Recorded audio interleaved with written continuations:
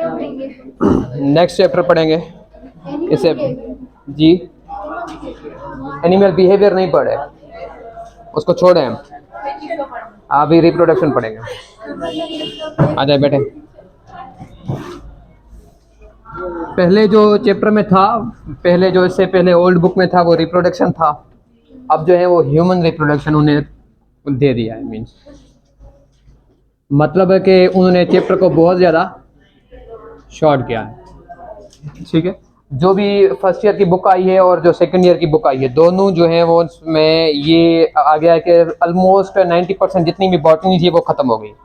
ये बहुत ज़्यादा मीन्स क्या है, बेनिफिशियल है बच्चों के लिए, क्योंकि बॉटनी समझ में नहीं आती। जिस भी चैप्टर के शुरू में था वो, जैसे कि आप लोगों ने वो एनाटमी फर्स्ट ईयर में कुछ पढ़ी थी, वरना एनाटमी जो है वो प्लांट की थी स्केलेटल सपोर्ट एंड मूवमेंट में। अब सपोर्ट एंड मूवमेंट को उन्होंने मॉडिफाई करके स्केलेटल सिस्टम रख दिया है। ठीक है, ऐसे नर्वस कोऑर्डिनेशन, प्लांट के हार्मोन बहुत ज़्यादा मुश्किल थे, याद करने में बच्चों को याद नहीं होते थे, वो तो ख़त्म कर दिया। अब जो है वो नर्वस कोऑर्डिनेशन सिर्फ और सिर्फ ह्यूमन की है। सेम रिप्रोडक्शन प्लांट का भी था और एनिमल्स का भी था। अब उन्होंने प्लांट और एनिमल को हटा के सबका रिप्रोडक्शन सिर्फ जो है वो उन्होंने बयान किया है ह्यूमन का।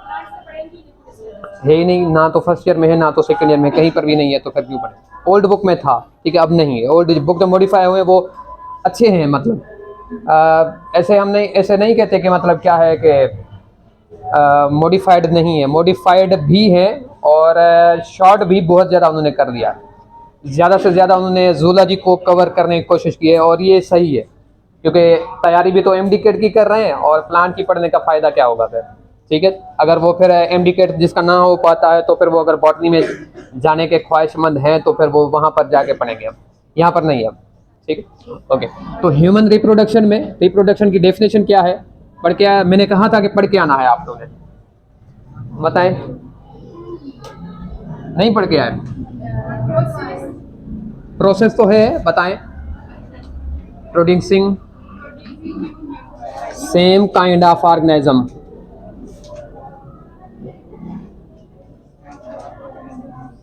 Producing same kind of organism, उसको कहते हैं रिप्रोडक्शन।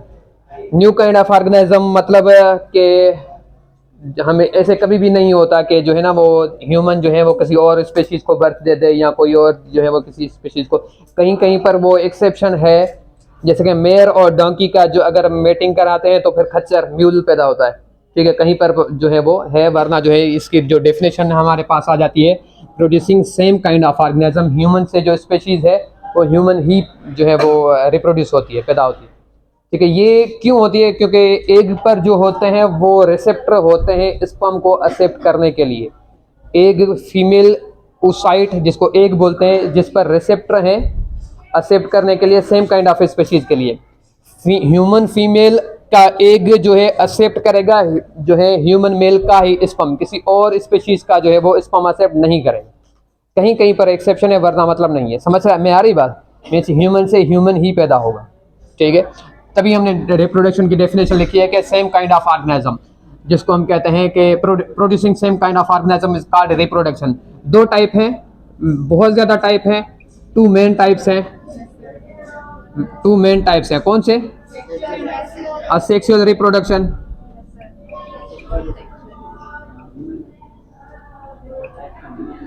असेक्सुअल रिप्रोडक्शन, और दूसरा है सेक्सुअल रिप्रोडक्शन।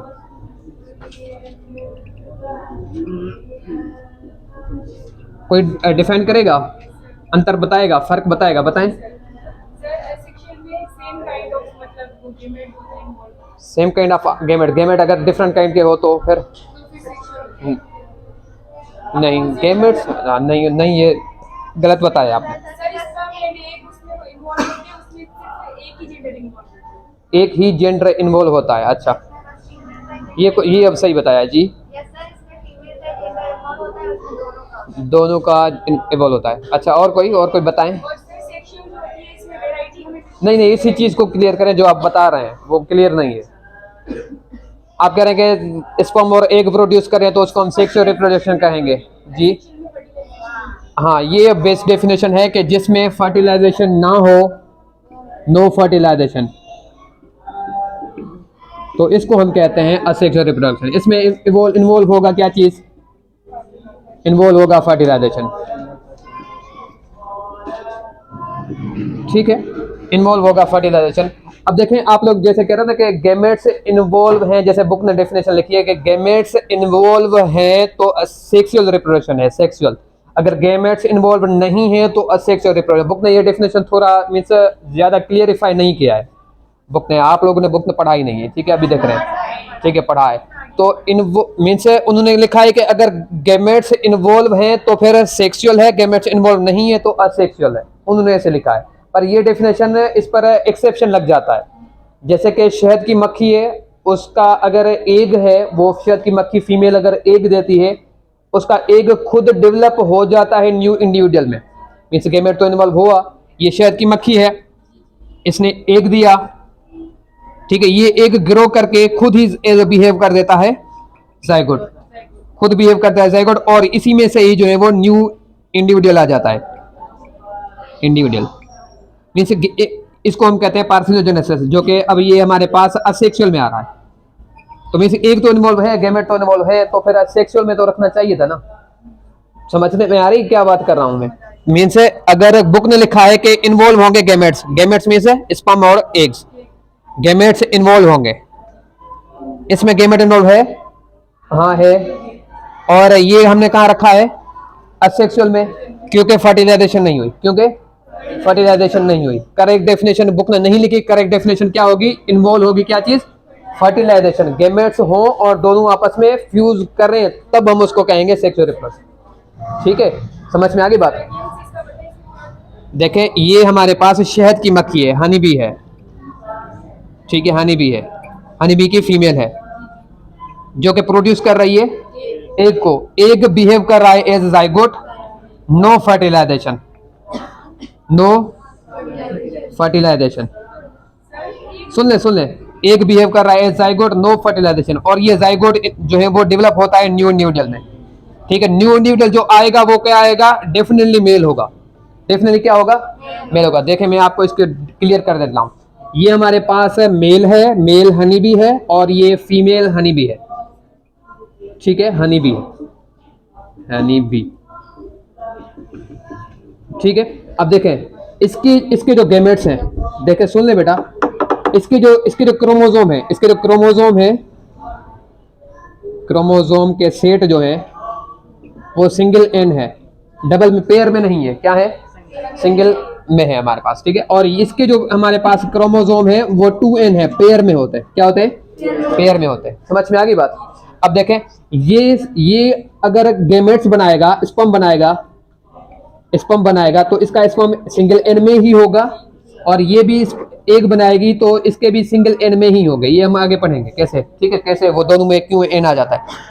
ये एग प्रोड्यूस कर रहा है और ये स्पर्म, और इसका जो है क्रोमोसोम का नंबर क्या है, 2n है, इसका क्रोमोसोम का नंबर क्या है, n है, ठीक है। इसने, मैं कह रहा हूं कि ये एग एक n है और ये स्पर्म एक n है, दोनों मिलेंगे तो क्या बन जाएगा, 2n, n और n क्या हो जाएगा, 2n हो जाएगा, ठीक है। अब देखें 2n वाला क्या होता है, मेल या फीमेल, हनी बी में फीमेल, तो मतलब हनी बी जब भी सेक्सुअल रिप्रोडक्शन करेगी तो फीमेल ही प्रोड्यूस होगी डेफिनेटली।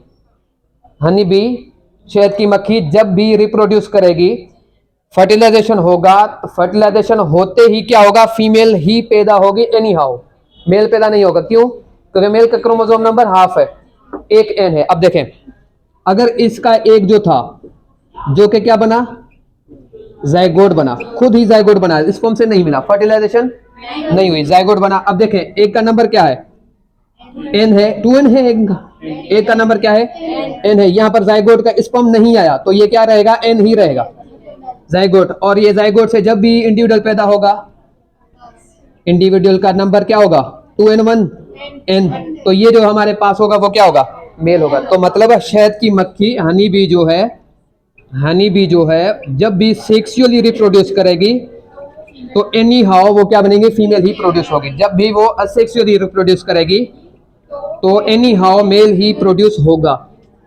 समझ में आ रही बात।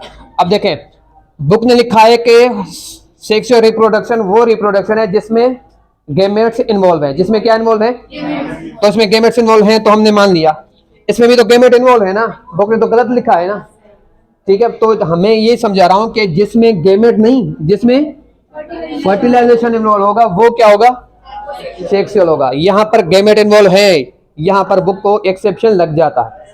समझ में आ गई बात? ओके, क्लियर है बात? ओके, छाप लें इस चीज को जल्दी से, मैं मिटा रहा हूं। ह्यूमन कौन सी रिप्रोडक्शन करेगा? ह्यूमन सेक्सुअल रिप्रोडक्शन ही करता है, ठीक है। Human sexual reproduction, asexual reproduction नहीं करता। रीजनरेशन का एक टाइप है, बस क्यों का मतलब है वो इवोल्यूशन में, ठीक है। इवोल्यूशन में हमारे पास, क्योंकि ह्यूमन को सबसे ज्यादा चाहिए, ये मैं बता रहा हूँ क्यों का बहुत ज्यादा अच्छा आंसर है, ऐसा नहीं, क्योंकि सेक्सुअल रिप्रोडक्शन से आ जाती है वेरिएशन। क्या आ जाती है? वेरिएशन। अगर सेक्सुअल रिप्रोडक्शन ना होती ह्यूमन में तो हम सब बहन भाई एक जैसे होते, ठीक है। समझ में आ गई बात? एक दिन मैं पढ़ा के जाता, दूसरे दिन मेरा दूसरा भाई आ जाता, तीसरे दिन तीसरे भाई आ जाता, ठीक है, और दूसरे भाइयों को बायो नहीं आती, ठीक है। तो सेक्सुअल रिप्रोडक्शन में जो ऑर्गेनिज्म प्रोड्यूस होता है वो एज अ पेरेंट होता है, एज, और मेरे वो डॉक्टर हैं वो आ जाते, ठीक है। ओके, छाप लें ये चीज, मैं मिटा रहा हूँ उसको, फिक्स लें। नीचे की नहीं आ रही, थोड़ा उठे ना, उठेंगे नहीं, पड़े रहेंगे।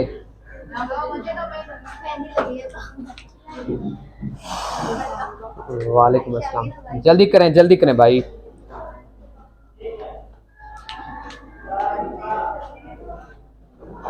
रिकॉर्डेड देख लेना आप, ठीक है, थैंक यू।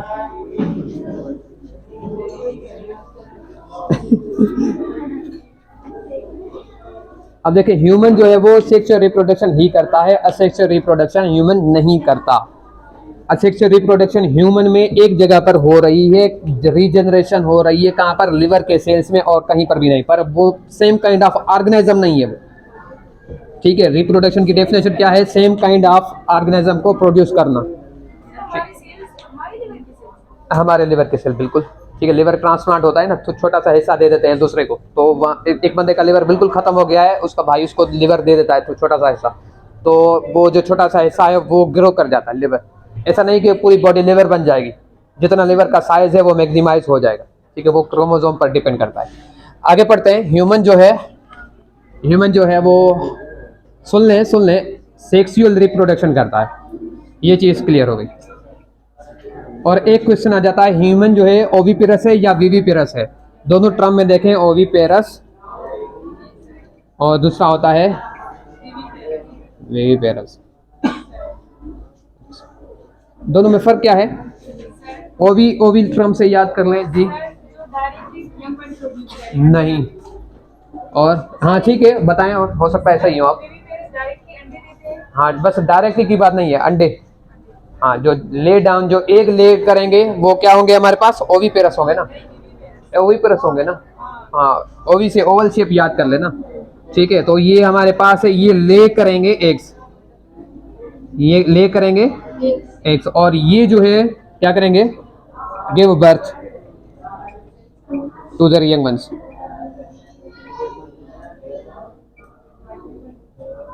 तो हमारे ह्यूमन रिप्रोडक्शन है, कोई और ऑर्गेनिज्म ने पढ़ना नहीं है, तो ह्यूमन जो है वो विविपेरस में आ जाता है, ठीक है। समझ में आ गई बात? वो ऑर्गेनिज्म सेक्सुअल रिप्रोडक्शन में, वो ऑर्गेनिज्म कुछ जो होते हैं हमारे पास क्या है? ओविपेरस है, कुछ विविपेरस है। जो ले डाउन करते हैं एग्स उसको क्या कहेंगे? ओविपेरस। जो यंग वन को बर्थ देते हैं उसको क्या कहेंगे? विविपेरस। ऐसा नहीं कहना कि मैमल्स विविपेरस है, मैमल्स में भी ओविपेरस मैमल्स आ जाते हैं, ठीक है। ह्यूमन की बात सिर्फ हम कर रहे हैं, ह्यूमन कहां पर कर आएगा? विविपेरस, ठीक है। मिटा रहे हैं। डस्टर कहाँ रखा था मैंने? अच्छा, जल्दी करें बेटा।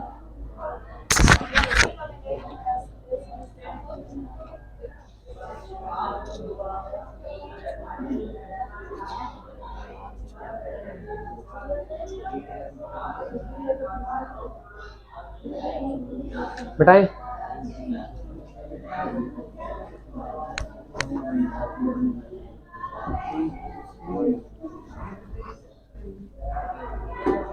इसको बढ़ा देते हैं। तो एक होते हैं प्राइमरी सेक्सुअल ऑर्गन्स, पहले कैरेक्टर्स देख लेते हैं। प्राइमरी सेक्सुअल कैरेक्टर्स, ठीक है। और दूसरे हैं secondary sexual character, secondary sexual character. Character primary sexual character कौन से है बताएं? प्रोड्यूसिंग गैमेट्स, जो प्रोड्यूस करे गैमेट्स एंड हार्मोन। वो आर्गन की भी बात करते हैं, ठीक है, आर्गन अलग सी बात है। सेकेंडरी सेक्सुअल कैरेक्टर क्या? Sexual character appearance of beard, widening off shoulder, widening off shoulder, ठीक है। लेरिंग्स, लेरिंग्स होता है वॉइस बॉक्स, ठीक है। लेरिंग्स का थिक होना, अब नॉन मेडिकल ना बने कि वॉइस का भारी होना, ठीक है। हिप मसल्स का ग्रो करना फीमेल में, ठीक है, ऑलमोस्ट हिप मसल्स ग्रो करेंगे, ये एक्सेट्रा लग जाएगा, ठीक है। जैसे कि वाइडनिंग, ये जो है लेरिंग्स का थिक होना, वो फीमेल की केस में थिन होना, ठीक है, मेल के केस में थिक होना। सेक्सुअल कैरेक्टर्स है, कैरेक्टर्स क्या है? प्रोड्यूसिंग गैमेट्स, और गैमेट्स में मेल क्या प्रोड्यूस करेगा? स्पर्म्स, और फीमेल प्रोड्यूस करेगी एग्स, ठीक है। ये सेक्सुअल कैरेक्टर्स हैं। आर्गन्स अलग सी बात करते हैं। सेकेंडरी सेक्सुअल कैरेक्टर्स जो खुद कोई भी चीज प्रोड्यूस ना करें, मतलब डिपेंडेंट हो किस चीज पर? इन हार्मोन्स, इनके हार्मोन्स पर डिपेंडेंट, इनके हार्मोन हर चीज करवाते हैं। ये पढ़ेंगे, हम पढ़ेंगे, क्लियर हो जाएगा जी। वाइडनिंग ऑफ शोल्डर, मेल में शोल्डर जो होते हैं थोड़ा वाइड हो जाते हैं, चौड़े हो जाते हैं, ठीक है, बताइए मुझे। अपीयरेंस ऑफ बियर्ड, शेव दाढ़ी वगैरह का आ जाना। ये लेरिंग्स जो है थिक हो जाएगा, लड़कियों की आवाज़ थोड़ी भारी हो जाएगी, और थिन लड़कियों की आवाज़ पतली हो जाएगी, पर वो ज़्यादा चीखेंगी, ठीक है ना। वो जैसे कि वो एक शीशे में अगर लड़की ज़्यादा तेज़ी से इतना चीखे, जो है वो उसकी वॉइस की फ्रीक्वेंसी बढ़ जाती है, फ्रीक्वेंसी बढ़ जाए तो वो शीशा टूट सकता है। मेल का आवाज़ भारी है, मेल का आवाज़ भारी है तो भी शीशे में अगर वो चिल्लाएगा तो शीशा नहीं टूटेगा, क्योंकि उसकी फ्रीक्वेंसी इतनी ज़्यादा हाई नहीं है, ठीक है। तो ये पिच फ्रीक्वेंसी साउंड के चैप्टर में पढ़ेंगे, आप पढ़ लिया? कुछ मैंने पढ़ाया था आप लोगों को 8th क्लास में। सेक्सुअल ऑर्गन्स, और ये सेक्सुअल ऑर्गन्स सुन लें। सेक्सुअल ऑर्गन वो जो कि प्रोड्यूस करें गैमेट्स एंड हार्मोन, ठीक है। और ये क्या है? जो ट्रेवल कराएं किस चीज को? गैमेट्स को, ठीक है, ट्रांसपोर्ट करने किस चीज को? गैमेट्स को। ये गैमेट्स प्रोड्यूस होंगे sperm in case of male testis में, इन केस ऑफ फीमेल कहाँ? ओवरीज में, ठीक है। यही है प्राइमरी सेक्स ऑर्गन, और कोई नहीं है, ठीक है। हार्मोन्स यही प्रोड्यूस करते हैं। टेस्टिस कौन सा? टेस्टोस्टेरोन, और ये एस्ट्रोजन, दूसरा प्रोजेस्टेरोन। ये मेन है, वरना दूसरे भी हैं। मतलब ये टेस्टोस्टेरोन मैंने बताया था, एंड्रोजन्स में ज़्यादा से ज़्यादा टेस्टोस्टेरोन, ठीक है। और ट्रेवल करेंगे गैमेट्स में, इनके साथ पहले मेल लिख लेते हैं, ठीक है। टेस्टिस में जैसे ही गैमेट्स बनेंगे वो ट्रेवल करेंगे एपिडिडाइमस में, ये ट्यूब है, ठीक है। और वास डिफरेंस, इससे पहले वास डिफरेंस आ जाएगा, सेम है मेरे ख्याल से कुछ, ठीक है। और सेमिनी, और ये वेसिकल्स हैं कुछ, ठीक है। और वेसिकल हैं, वेसिकल सेमिनल वेसिकल्स हम बोलते हैं, ठीक है। और यूरेथ्रा बोलते हैं, ठीक है। कोपुलेटरी ऑर्गन जो होगा पेनिस्कल है, ये मेल में है, फीमेल में हम ऊपर लिख लेते हैं।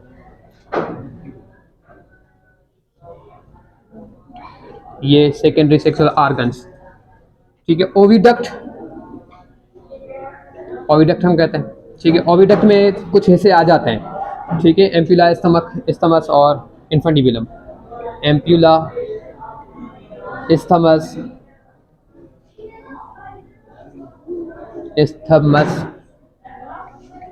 और इन्फेंडिबुलम।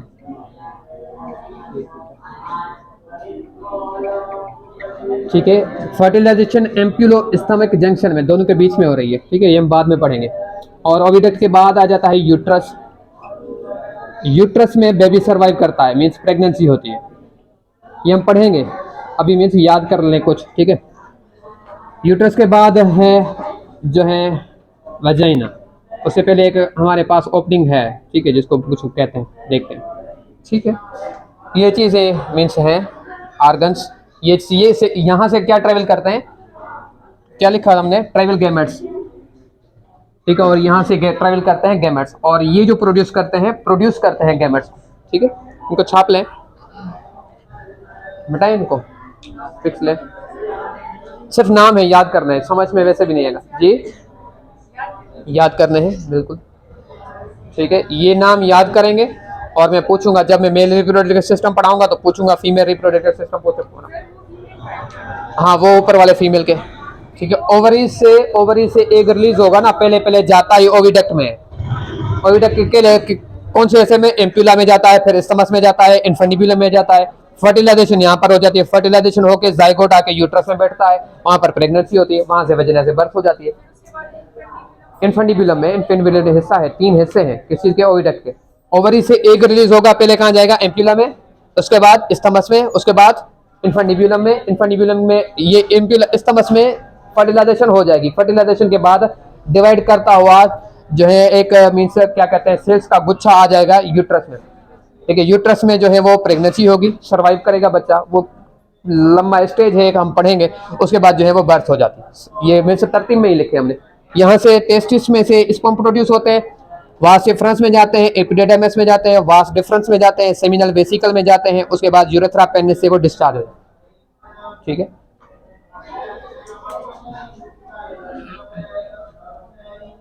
छाप लें, जल्दी करें, मिटाएं।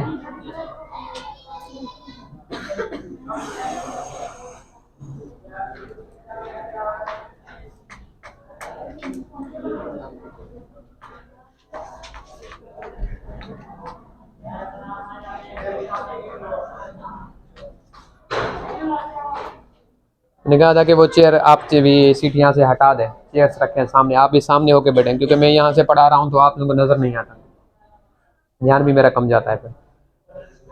ठीक है, टीचर कहते हैं कि वो टीचर को ना 4 आंखें होती हैं, कसम से 2 ही है। मतलब वो कुछ और सेंस में कहते हैं कि उनको पता लग जाता है। ठीक है, वो मीन्स किसको समझ में आ रहा है, किसको समझ में नहीं आ रहा, वो पता लग जाता है। कौन ध्यान कर रहा है, कौन ध्यान से नहीं पढ़ रहा, ये समझ में आ जाता है जी।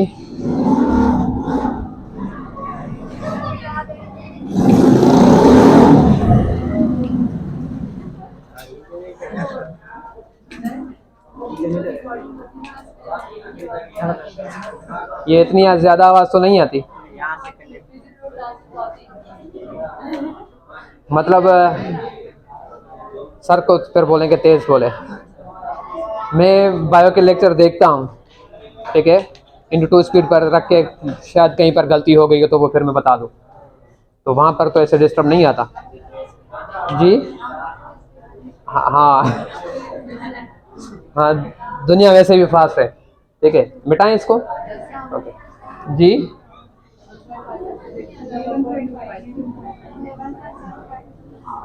मतलब आप 2x2 करके टीचर्स को भगा रहे हैं ऐसे।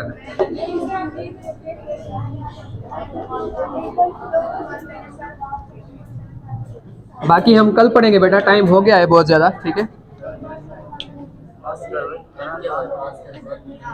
बाकी इंशाल्लाह हम कल पढ़ेंगे। ठीक है बेटा, थैंक यू वेरी मच जी। बस हाँ,